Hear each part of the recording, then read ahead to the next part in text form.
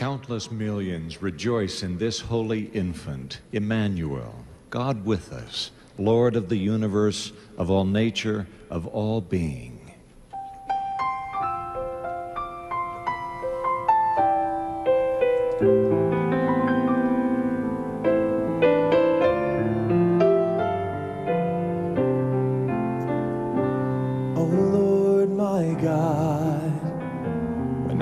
Awesome wonder, consider all the worlds thy hands have made. I see the stars, I hear the roaring thunder, thy power throughout the universe display.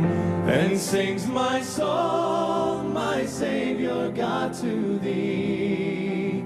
How great thou art, how great thou art. Then sings my soul, my Savior God, to thee. How great thou art, how great thou art. And when I think that God his Son not sparing sent him to die, I scarce can take it in, that on the cross, my burden gladly bearing, he bled and died to take away my sin. Then sings my soul, my Savior God, to thee. How great thou art, how great thou art. Then sings my soul, my Savior God, to thee. How great thou art, how great thou art, how great thou art, how great thou art.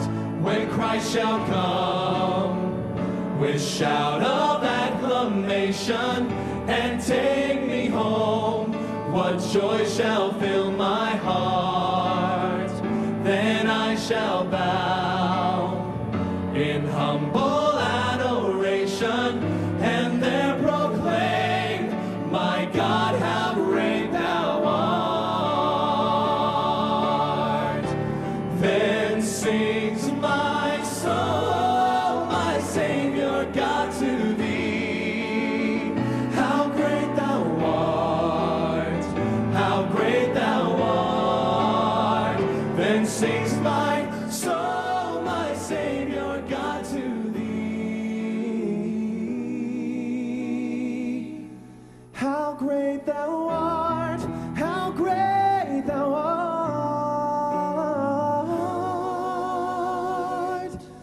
how great thou art,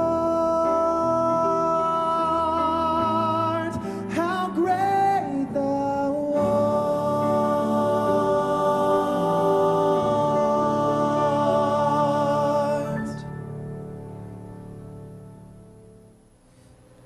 During this year, we commemorate 75 years of continuous broadcasting.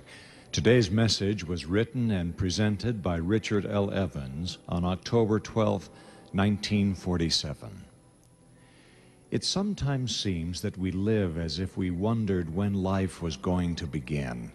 It isn't always clear just what we are waiting for, but some of us sometimes persist in waiting so long that life slips by, finding us still waiting for something that has been going on all the time. There are fathers waiting for a better time to become acquainted with their sons, perhaps until other obligations are less demanding. But one of these days, these sons are going to be grown and gone, and the best years for knowing them, for enjoying them, for teaching, and for understanding them may also be gone.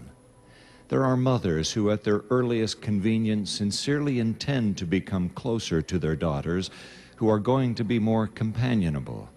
But time passes, distance widens, and children grow up and away. There are old friends who are going to enjoy each other a little more, but the years move on.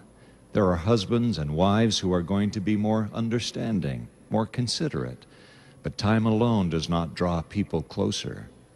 There are men who are going to give up bad habits. There are people who are going to eat more wisely. There are those who are going to live within their means, sometime soon. There are those who are going to take more interest in their government, be more active in service and civic activities.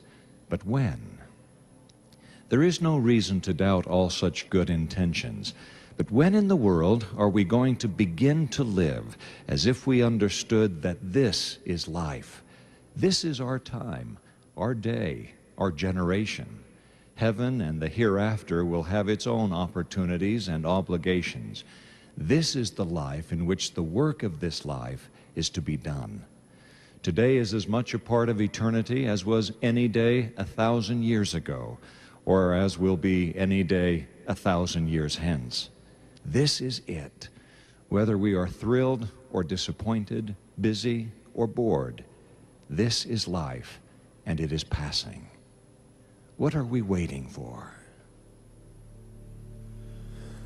Lord, I've come back to you,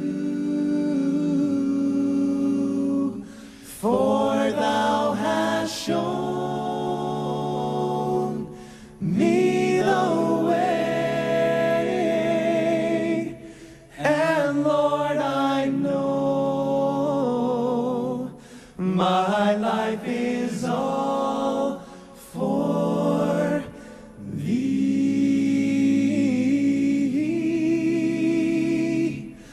I'll give my hand to those who cannot see the sunrise or the falling rain.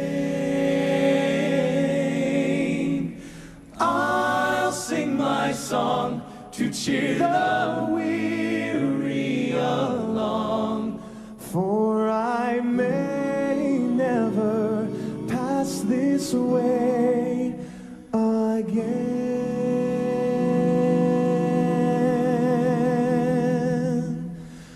I'll share my faith with every troubled heart, so I shall not have lived in vain.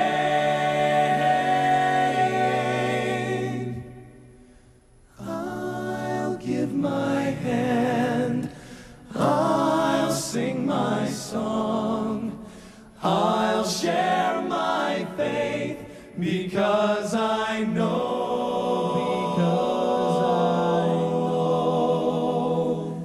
that the time is now to fulfill